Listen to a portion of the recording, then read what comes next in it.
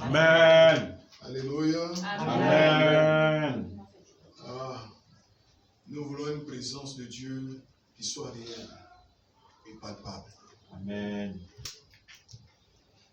Alléluia. Amen. On veut voir Dieu. Dieu dans notre vie. Il y a des moments où tu sais que Dieu est là. Il est vraiment là. Ça se voit dans ta vie. Et ce matin, on va partager quelque chose de très intéressant. Alléluia. Amen. En nous appuyant toujours sur le thème. Allons-y en Exode 33, verset 14. Qu'est-ce que la Bible nous dit là-bas? Celui ou celle qui a trouvé peut lire.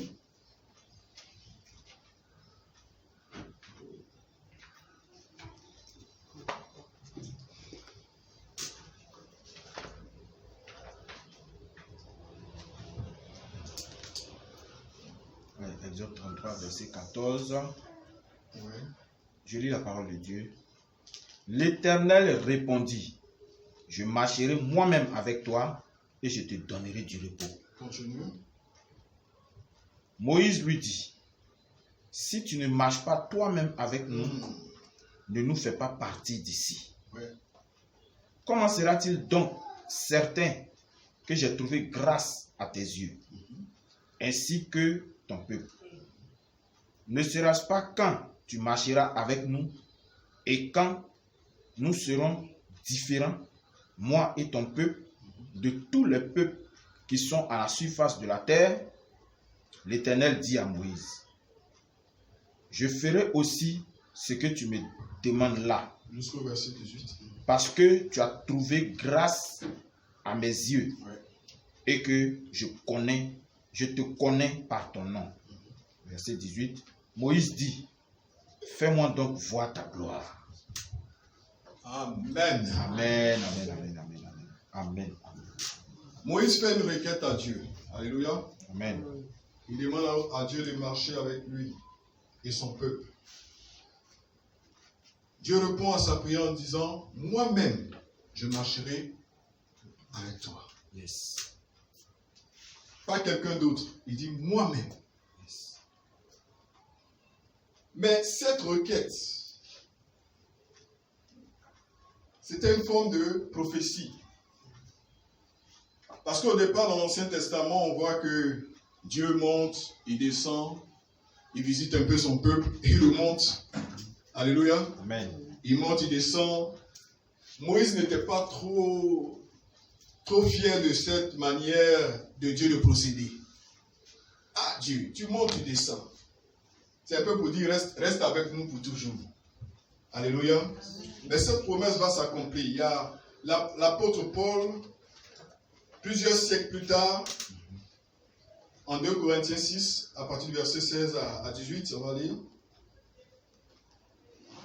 2 Corinthiens 6. 16 à 18. Celui ou celle qui a trouvé rapidement peut lire.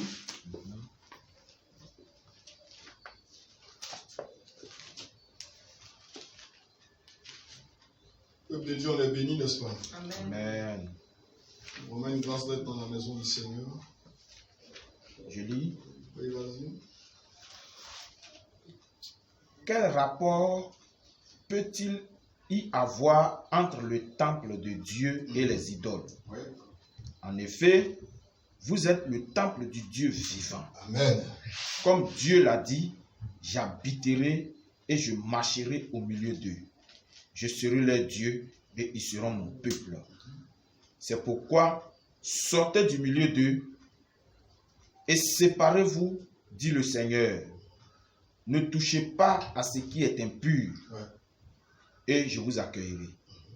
Ce serait pour vous, je serai du moins pour vous un père, et vous serez pour moi des fils et des filles. Alléluia. Dit le Seigneur Tout-Puissant. Amen. Amen. Donc, vous voyez, la promesse accomplie dans le Nouveau Testament. Amen. C'était juste une simple prière. Mais Dieu a tenu compte de la prière de Moïse. Et il fait de cette prière une promesse qu'il va réaliser plus tard. Amen. Amen. Mais ce qui est intéressant ici, nous voyons que Dieu ne décide pas seulement de marcher avec nous. Il y a des mots qui s'ajoutent ici. Alléluia. Amen. Il va faire quoi? En plus de marcher avec nous, il va habiter avec nous. Waouh, ça c'est extraordinaire. C'était un privilège que les gens de l'Ancien Testament n'avaient pas. Mais Dieu décide en plus de marcher avec nous, d'habiter ou de demeurer avec nous. Tu n'as pas dit Amen. Amen. C'est vraiment une grâce d'avoir Dieu avec soi. Dieu demeure avec toi. Tout le temps. 24 heures sur 24, 7 jours sur 7. Allons-y en Jean 14. À partir du verset 6. Quant à moi, je prierai le Père, et il vous donnera un autre défenseur, afin qu'il reste éternellement avec vous. L'esprit de la vérité, que le monde ne peut pas accepter, parce qu'il ne le voit pas et ne le connaît pas. Mais vous le connaissez, car il reste avec vous et il sera en vous. Je ne vous laisserai pas orphelin. Je reviens vers vous. Alléluia. On va s'arrêter là pour le moment. Amen. Donc la promesse s'accomplit. Voilà Jésus qui annonce. Alléluia. Jésus dit, et moi je prierai le Père. Et il vous donnera un autre consolateur. Afin qu'il demeure éternellement avec vous. Ça veut dire que Dieu ne vient pas pour rester de temps en temps avec nous. Alléluia. Suivons s'il vous plaît.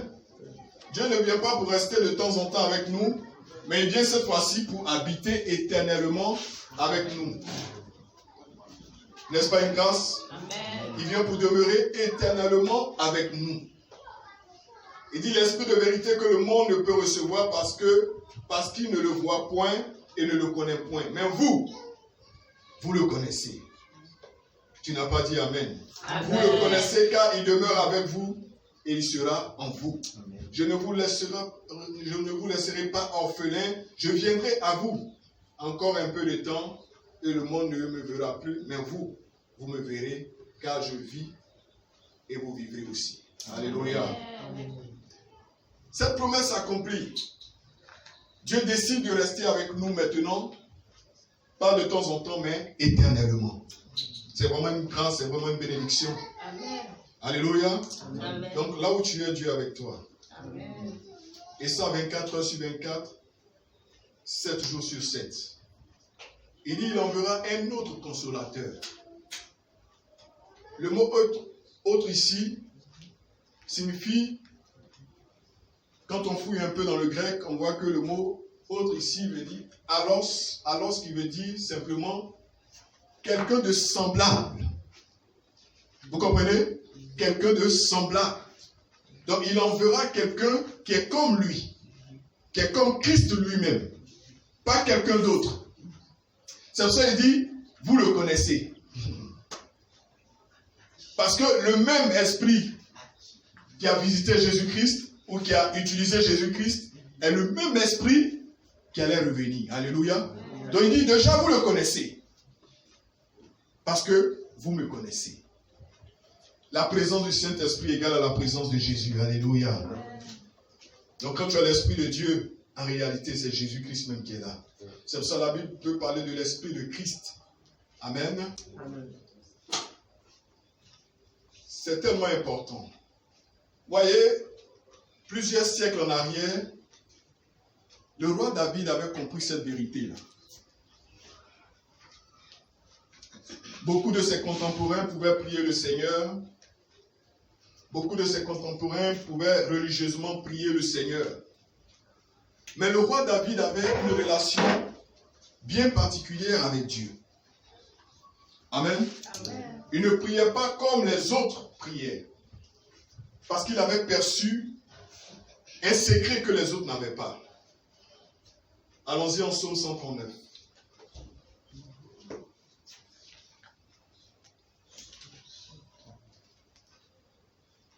À partir du verset 1, il dit, « Éternel, tu me sondes et tu me connais. Tu sais quand je m'assieds et quand je me lève. Tu pénètres de loin ma pensée. Tu sais quand je marche et quand je me couche. Et tu pénètres toutes mes voies. Car la parole n'est pas encore sur ma langue que déjà, ô Éternel, tu la connais entièrement. Alléluia. Amen. Tu m'entoures par derrière et par devant. Et tu mets ta main sur moi. Alléluia. Il va jusqu'à dire, une telle science est trop merveilleuse pour moi, trop élevée pour que je puisse la porter. Elle est trop élevée pour que je puisse la saisir. Regardez ce qu'il dit au verset 7. Où irai-je loin de ton esprit? Où fuirai-je loin de ta face? Le roi David était conscient de l'omniscience et de l'omniprésence de Dieu, bien qu'il était sous la loi. Ça veut dire que Dieu n'était pas encore descendu pour rester avec nous éternellement, comme on l'avait déjà vu. Il était conscient de ça. Oui. La relation que tu vis avec Dieu, le Seigneur est capable de te révéler ce qu'il va faire dans le futur. Il est capable de te révéler cela au présent. Et même il est capable de te faire vivre au présent ce qu'il va faire dans le futur. Si seulement tu as une relation agréable avec lui. Donc, David déjà commençait à expérimenter la présence de Dieu. Au fait, il pratiquait la présence de Dieu. De la même manière qu'on pratique la parole de Dieu, on peut aussi pratiquer la présence de Dieu. David, il se dit, mais attends, quand je m'assieds, je me lève, Dieu est là. Quand je me couche, il est là. Quand je marche, il est là. Quand je me mets à penser, il est là. Quand je me mets à parler, il est là. Donc si Dieu sait tout de moi, ça veut dire qu'il est toujours présent.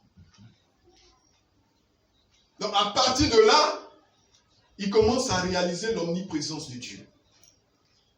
Où irai-je loin de ton esprit? Où fuirai-je loin de ta face? David se rend compte que son environnement, c'est Dieu. Dieu n'était pas encore descendu vraiment parmi nous.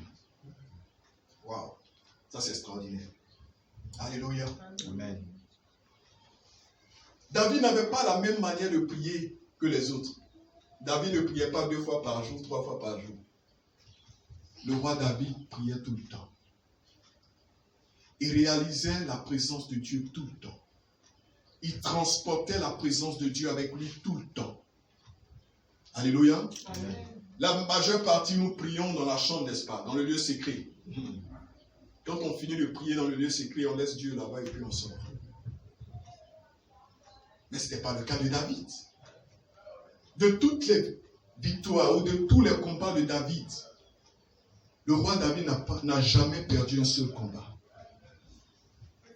Vous pouvez étudier sa vie. De toutes ces batailles, il n'a jamais perdu une seule bataille.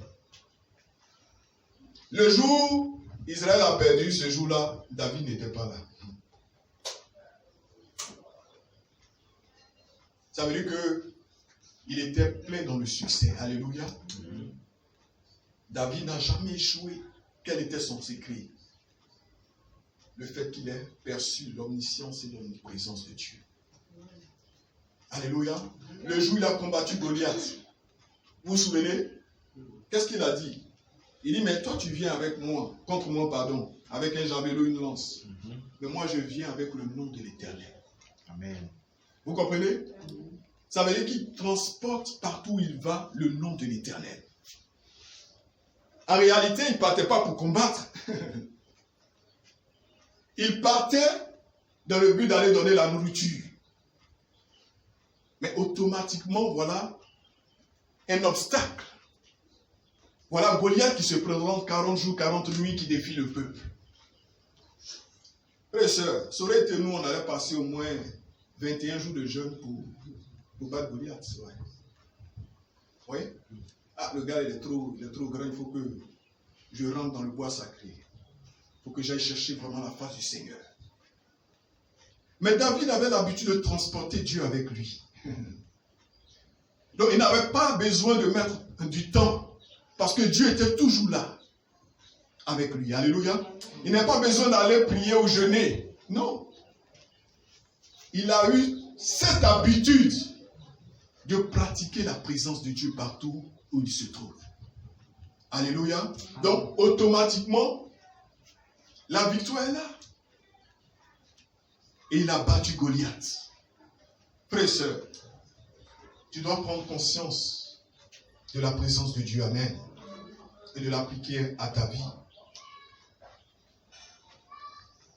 Son secret, il avait vraiment pris conscience de l'omniprésence et de l'omniscience de Dieu. Alléluia. Amen. C'est qu'il a inspiré à écrire le psaume 23. Vous comprenez? Pour parler de direction, l'Éternel est mon berger. Je ne manquerai de rien. David était un berger, donc il pouvait comprendre le cœur d'un berger.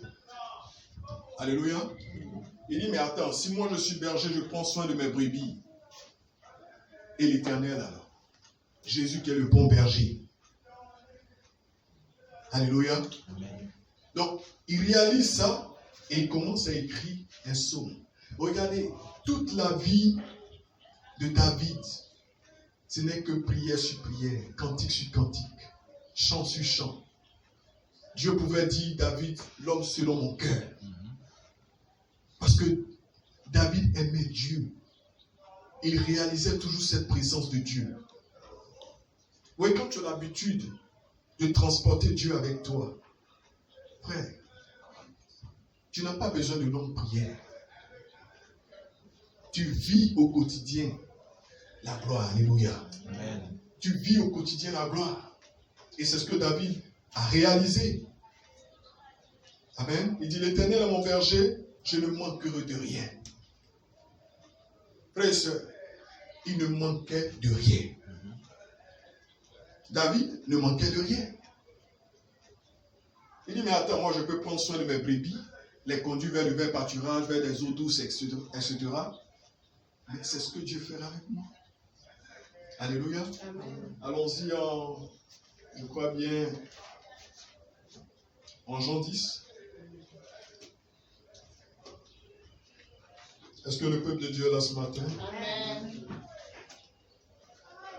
Le Seigneur va nous bénir ce matin. Il est en train de nous bénir.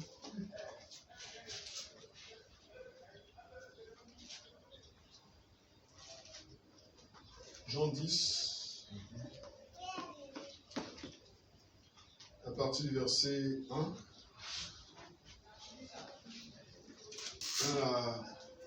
à 4.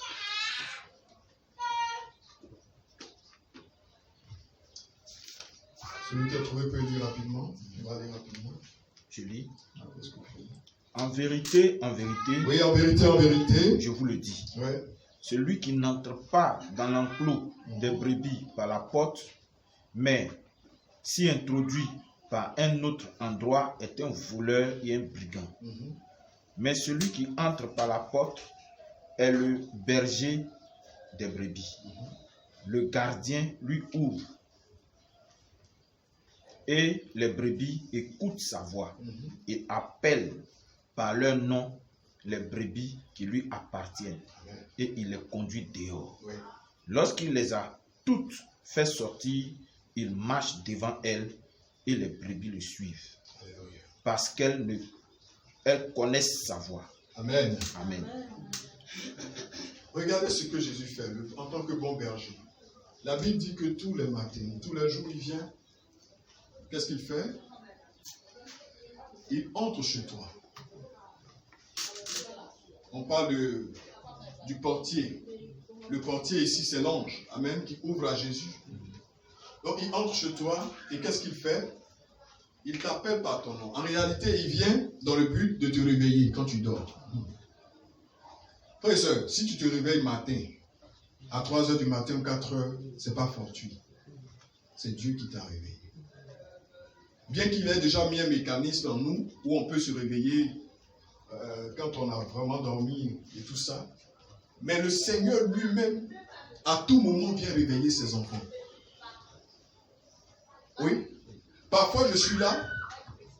Et puis, dans mon sommeil, c'est comme j'entends la voix de quelqu'un me dit, lève-toi, Daniel. Lève-toi pour prier.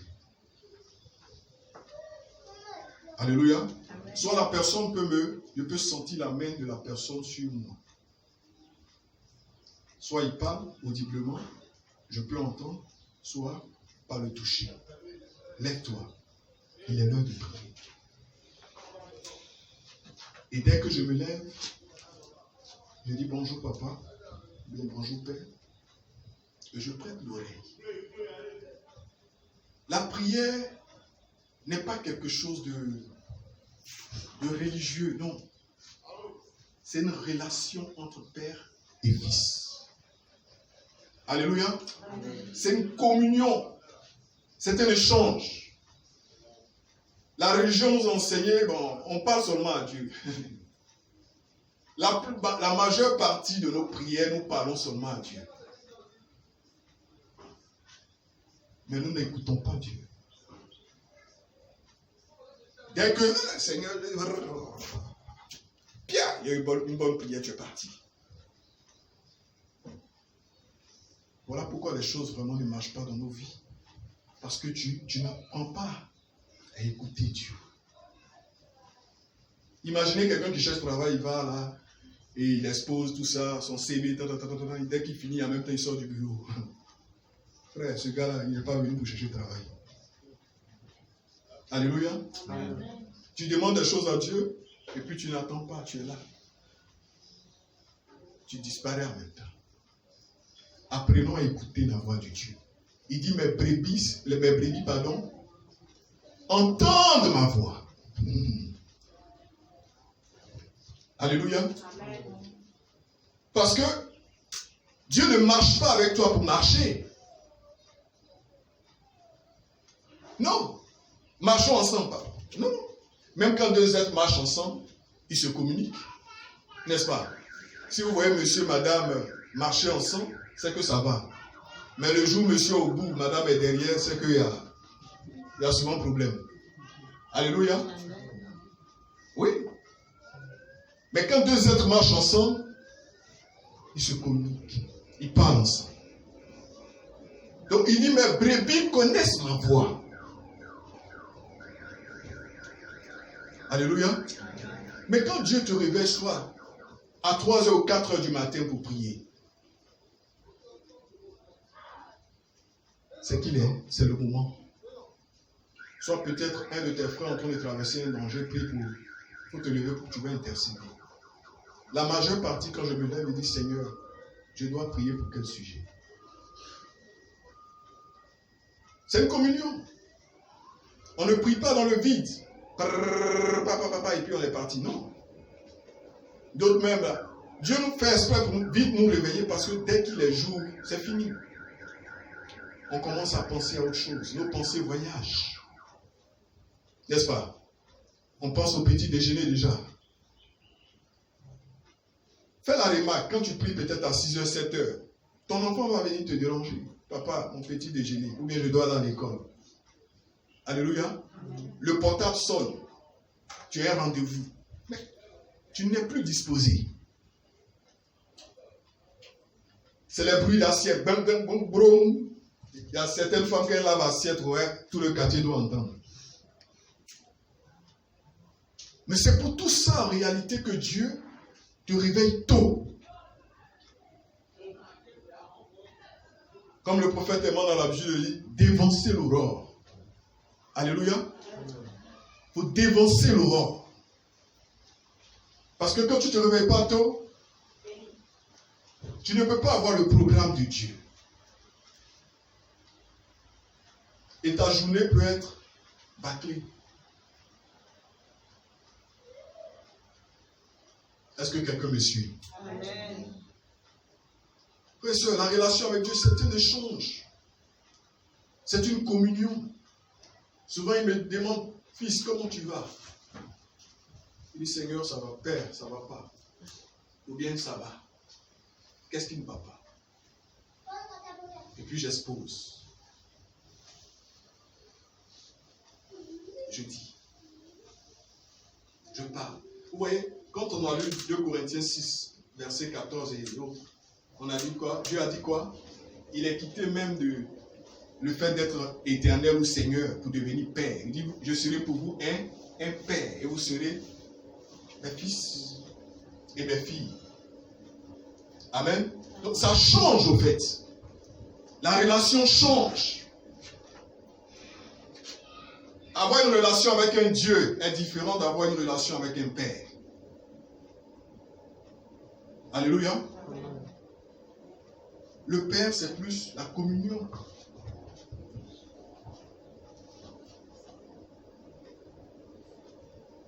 Donc, apprenons à écouter la voix de Dieu. Jacques a dit quoi? Soyons lents à parler et prompts à écouter. Lents à parler. Vous voyez, Moïse pouvait passer 6 jours à la montagne sans brancher. Il attend que Dieu lui parle. La véritable prière, c'est ça. C'est pas... Bon, souvent même, on est pris. Parce qu'à 7h, 8h, quand on se regarde, on est déjà en retard. Il faut qu'on prie. On fait une petite prière de 5 minutes, puis on est parti. Dieu veut passer du temps avec toi. Il veut passer du temps avec son enfant. De la même manière que tu passes du temps avec ton enfant. C'est comme ça qu'il veut avoir des temps de qualité avec toi. Tu n'as pas dit Amen. Amen. Ou bien tu n'aimes pas trop la présence de Dieu. Alléluia. Amen. Donc chaque matin, on appelle les brebis par leur nom. Mais les brebis connaissent sa voix. Vous voyez, quand tu finis de prier, qu'est-ce que Dieu fait? Jésus fait. Il sort pour t'attendre. Parce qu'il sait que tu as sorti. Amen. Amen. Donc il sort de la chambre, du lieu secret. Et il sort pour t'attendre. Il est quoi? Il est le chemin, n'est-ce pas? Et dès que tu sors de ta chambre, tu es derrière. Lui, il marche devant toi pour te montrer le chemin à suivre. Oh, j'aime un passage. Ésaïe 30, verset 21.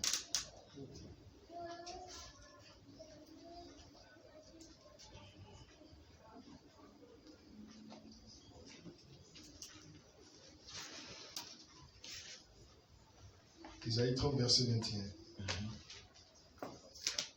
C'est des choses pratiques. Alléluia. Si on met ça en pratique, vous verrez.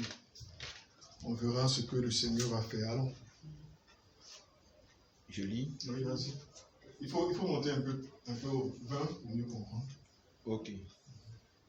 Le Seigneur vous donnera du pain quand vous serez dans la détresse. Alléluia. Et de l'eau au milieu de l'oppression. Quand des passages comme ça se lisent, on dit Amen. Il dit, il vous donnera du pain. Dans quoi? Dans la détresse. Amen. Oui. Et de l'eau au milieu de l'oppression. De l'eau au milieu de l'oppression.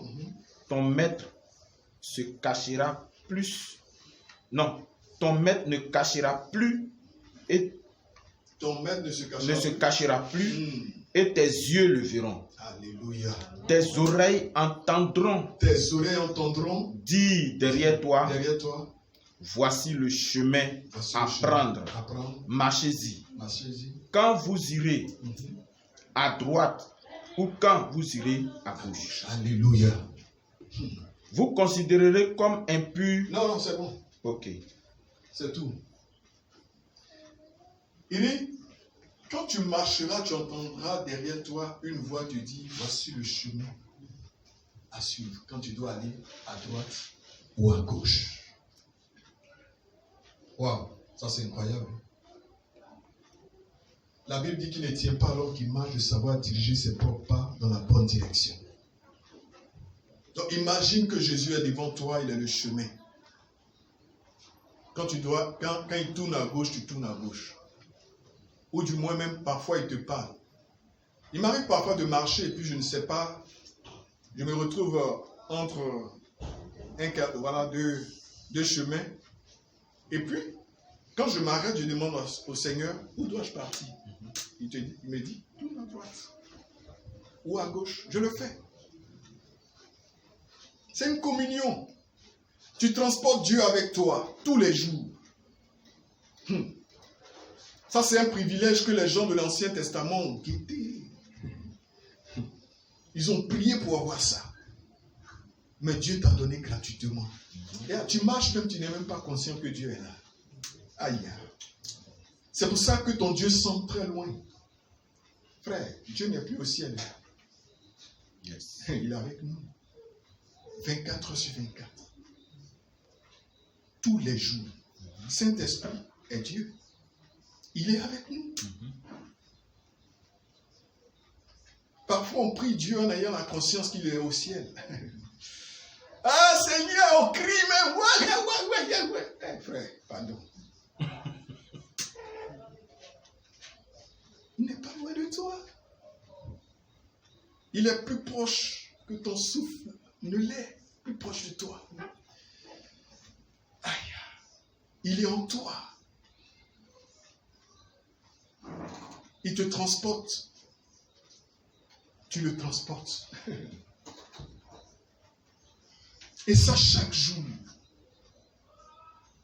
Quand je monte dans le bac, je dis Seigneur, merci d'être avec moi. Tu es avec moi à mon départ. Tu es aussi avec moi à mon arrivée. Je remets le chauffeur. Il y a même toi-même sois le conducteur de ce véhicule. Quand je descends, je dis merci Seigneur de m'avoir permis d'arriver à bon port. Mais quelqu'un comme ça, comment il peut échouer? Ou bien comment il peut se trouver à un mauvais endroit au mauvais moment? C'est Dieu lui-même qui guide tes pas. C'est ce que Dieu recherche pour ses enfants. Mais Dieu est étonné que la grâce est disponible. Et puis ses enfants continuent de le rejeter. Notre journée est chargée. On pense à tout sauf Dieu. Même dans ton travail, invite Dieu à participer. Je t'invite à être mon associé, mon partenaire. Gérons ensemble les affaires. Oui. Dans ton ministère, c'est pareil. Ah Père, tu m'as appelé, mais jusqu'à présent, je ne vois rien. Il y a quoi? Parle-moi. Je veux t'entendre. Alléluia. Il va te diriger. Il va te montrer ce que tu dois faire. Amen. Il y avait une femme. Je suis allé en mission à Zopé. Une femme dont le mari est vraiment riche. Il a l'argent fatigué. Mais la femme veut elle-même aussi entreprendre. Mais cette femme, c'est une femme de prière. Elle a appris à écouter la voix de Dieu. Frères et sœurs, si tu ne sais pas comment écouter la voix de Dieu, il faut t'exercer. C'est un exercice. Alléluia. Alléluia. Amen. Donc la femme se lève et demande à Dieu, Seigneur, aide-moi, je ne sais même pas ce que je veux faire, mais je veux faire quelque chose, je veux entreprendre. Vous voyez, ce genre de prière, quand tu fais ce genre de prière, reste dans le silence pour chercher à écouter ce que Dieu va te dire. Parfois, tu finis de demander et puis, tu t'en vas. Dieu veut te parler. Tu auras la réponse de Dieu comment? Ce que tu demandes ne va pas descendre du ciel. C'est juste une instruction. Alléluia. Amen. Donc, Dieu dit à la femme, il faut vendre sa chic. La femme a commencé à dire, quoi? Ah! Ça quoi? Tu m'as bien regardé? Non, ça c'est pas la voix de Dieu même. Oui, mais quand ça ne nous arrange pas, c'est jamais la voix de Dieu. C'est pas la voix de Dieu, non, jamais. Moi, non, jamais. Yeah. Femme de boss, non, yeah. Elle tourne sur elle. Elle veut le désir là, elle veut faire quelque chose. Quand c'est comme ça, Dieu te laisse, il ne parle plus. Il te regarde. Il sait que tu vas revenir. Elle revient. Seigneur, aide-moi, je veux faire quelque chose. Je ne veux pas dépendre à 100% de mon mari. 20 sachets. 20 sachets. C'est fort. Femme de boss en train de vendre sachets. Non, les mystères de Dieu vraiment sont profonds. Alléluia. Et la femme, elle a pris son courage, elle a commencé à vendre des sachets. Alors je vous parle, quand elle vient louer le Seigneur, elle est plus zélée que tout le monde. Son alléluia même, tu peux entendre ça à des kilomètres. Frère et soeur, elle est devenue millionnaire dans la vente des sachets.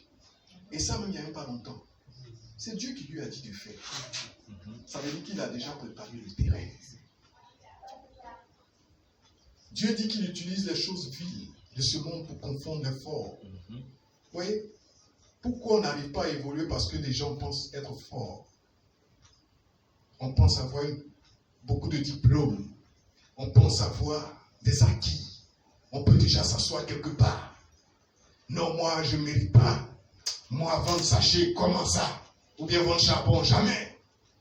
Il faut que je m'asseye dans un bureau climatisé. Frère, moi, j'ai travaillé dans le bureau. Je n'ai jamais eu ce que moi-même j'ai commencé à faire. Je n'ai jamais eu ça.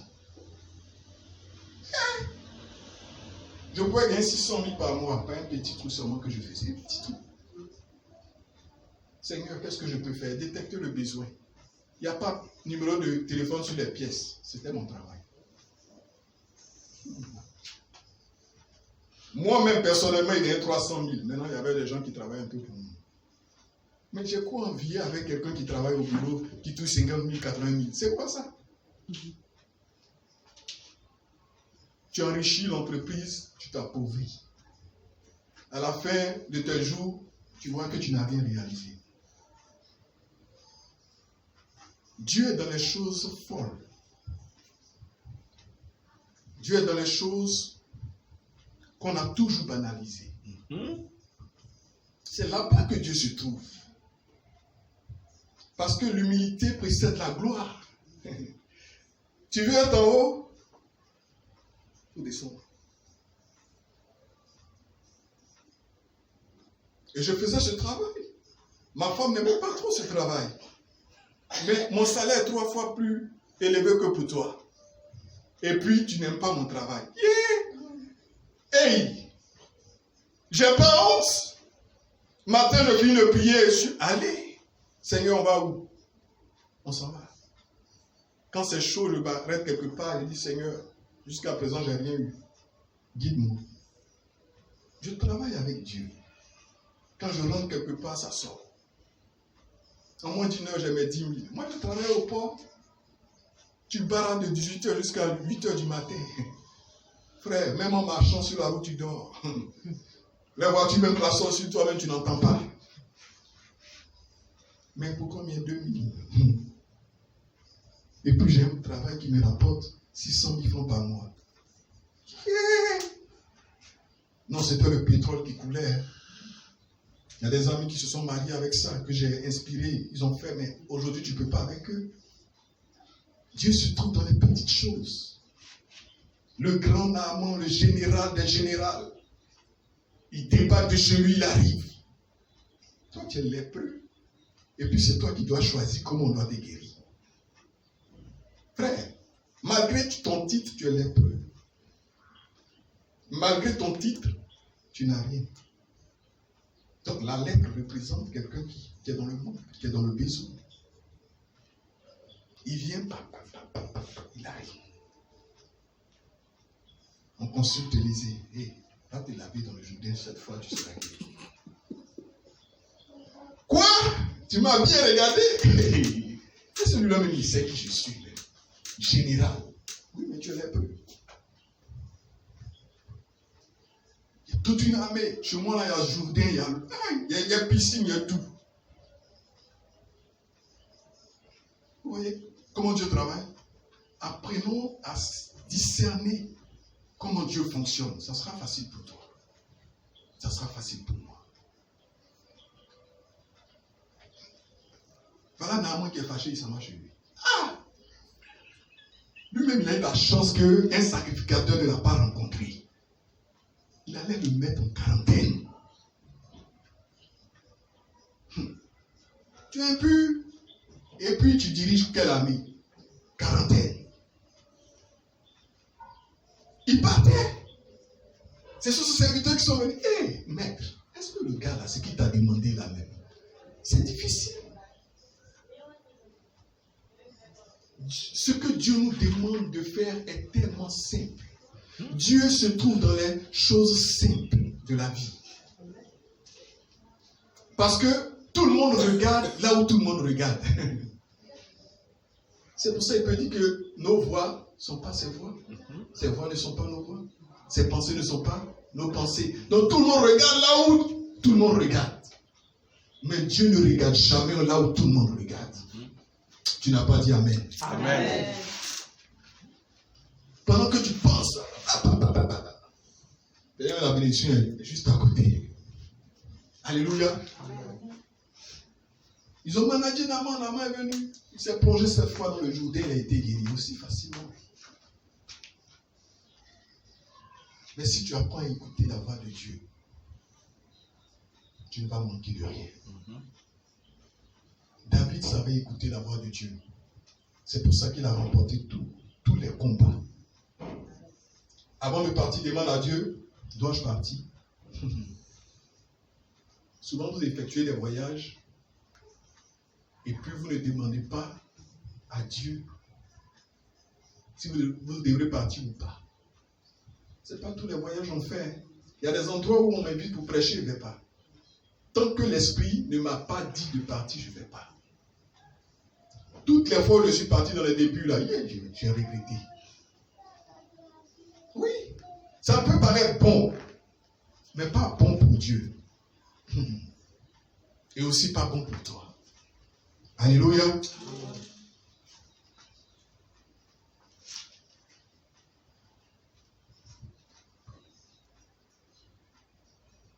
Tu montes dans le bac à prix. Il est juste à côté. Tu montes dans le taxi pris. Tu prends un véhicule pris. La prière, ce n'est pas seulement dans la chambre. Puisqu'il marche avec toi. Cause. Papa, tu sais, je t'aime. Je t'aime. Quand je regarde vraiment ce que tu as fait pour moi, les gens même te voient passer, le gars là, il parle seul maintenant. Non. La majeure partie, quand je marche, je suis en train de parler. Avec Dieu. Alléluia. Amen. Ça vous aide? Amen. Alléluia. Amen. On a presque fini.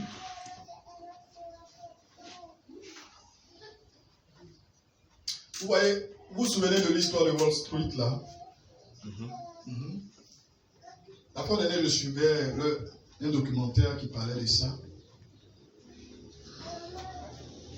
Dieu a épargné tous les chrétiens, tous ses enfants. Ce jour-là où l'avion devait percuter le gratte-ciel, il y a eu des chrétiens qui ne se sont pas réveillés à l'heure. Ils étaient en retard. Il y a d'autres en partant, leur voiture est tombée en panne. Certains sont déjà arrivés, ils sont descendus pour aller chercher des clients. Quand Dieu a regardé dans Wall Street, il a vu qu'il n'y avait plus un seul même de ses enfants. Il dit, bon, Satan, tu peux faire ton travail. Bam! Aujourd'hui, ces gens sont là, ils continuent de rendre témoignage. Alléluia. Tu ne peux pas marcher avec Dieu et échouer. Tu ne peux pas marcher avec Dieu et puis avoir un accident et puis ne pas t'en sortir. Alléluia. On a une maman de l'église qui a eu une fois témoigné, elle était à Gagnoa, elle s'est réveillée un matin avec ses enfants à 3h du matin, elle a commencé à prier. Elle n'avait même pas l'habitude de prier à ces heures-là. Mais ce jour-là, elle ne sait pas ce qui lui a pris. Elle s'est réveillée, elle n'avait plus sommeil. Eh frère, pardon, si Dieu te réveille, que tu n'as plus sommeil, prie. Mais d'autres vous forcez le sommeil. C'est Dieu. Peut-être qu'il y a un de tes cousins qui est en train d'agoniser quelque part. Ta prière peut le sauver. Donc la femme s'est levée et ses enfants, ils ont prié. Matin, ils ont pris le car. KS. Voilà un gros camion qui quitte de nulle part. Vient percuter le car. Il ouvre le car. Le car est broyé. Mais qu'est-ce qui s'est passé?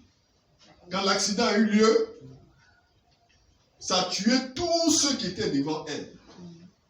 Arrivé à son niveau, oh là là, c'est incroyable. Arrivé à son niveau, elle n'a pas été touchée, elle et ses enfants. Maintenant, ceux qui étaient derrière elle ont été tous protégés. Elle a eu quelques ingratitudes. C'est une manière pour Dieu de dire, souviens-toi toujours de ce que j'ai fait pour toi. Alléluia. Amen. Alléluia. Amen. Ne bouge pas sans Dieu. C'est pour ça que Moïse pouvait dire, si tu ne viens pas avec nous, on ne bouge pas. C'est pas parce que tu es chrétien que le malheur ne peut pas t'arriver. Hein? Si tu n'as pas à demander à Dieu, voilà, c'est ça aussi. Le plus souvent, on accuse Dieu là, c'est dans ça là. Tu n'as rien demandé à Dieu, tu es parti. Bon, puisque tu es chrétien, le sorcier t'a allumé là-bas et puis tu reviens. Hein? Seigneur, tu es mon père et puis bon, hein, tu as laissé un sorcier me toucher. Si tu avais demandé à Dieu, là où je vais, est-ce que tu veux que je parte? Il y a des funérailles, moi je ne vais pas. Non, frère. Quand l'Esprit de Dieu ne me convainc pas, je reste. Même si c'est quelqu'un de proche. Oui. Frère et soeur, dans la vie, soyons sages. Hein. Soyons sages. Soyons très sages. Celui qui veut vivre longtemps doit être sage. Il y a des choses là. Alléluia. Alléluia. Amen. On a déjà fini. Le malheur peut atteindre souvent le juste, mais l'Éternel en délivre toujours. Alléluia. Amen. Donc fais de la prière un style de vie. Ce n'est pas quand tu viens à l'église que tu dois prier. Chez toi, à la maison, au bureau, dans la rue, partout. Communique avec Dieu. Tu vas voir toi-même le résultat. Ça va changer ta vie. Et rien, je te dis, rien ne te manquera. Rien. Tu es en train de faire ton commerce, tu vois que les clients ne viennent pas. À paix.